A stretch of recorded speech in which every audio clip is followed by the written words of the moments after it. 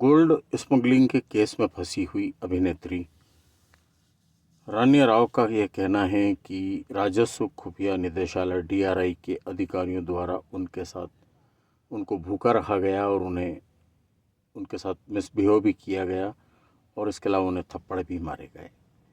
रान्या ने डीआरआई के अतिरिक्त महानिदेशक को लेटर लिखकर खुद को निर्दोष बताते हुए कहा है कि उसे झूठे आरोपों में फंसाया है।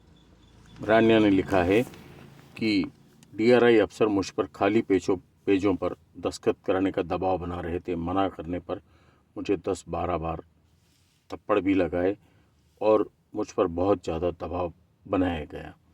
इसके बाद 50-60 टाइप किए हुए पेज और 40 खाली पेजों पर साइन कराए गए।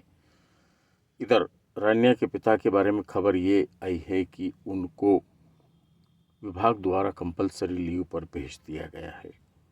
कुल मिलाकर रान्या का ये कहना है कि मुझे फंसाया गया है, मैं निर्दोष हूँ और कुछ लोग हैं जो मेरे पीछे लगे हुए हैं और वे ही मुझे लगातार फंसा रहे हैं। रान्या ने यह भी कहा है कि उसे इस मामले में फंसाया गया, उसके पास कोई सोना वोना बरामद नहीं हुआ है।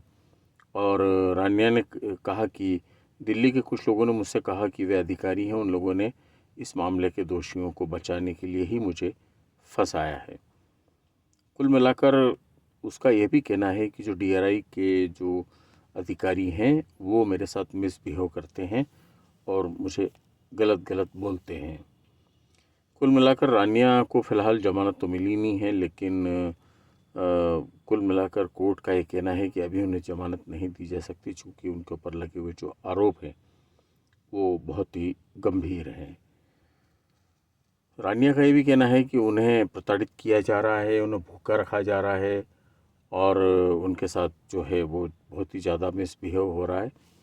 तो रान्या इन सब कारणों से बेहद परेशान है। इस बीच इधर ये भी कहा जा रहा है कि उनके जो पिता हैं उन्होंने भी रान्या को प्रोटोकॉल के तहत एयरपोर्ट से बाहर निकलने के लिए मदद करने को एक कांस्टेबल को कहा था और उस कांस्टेबल के बयान के बाद ही पूरी की पूरी ये तस्वीर बदल गई है।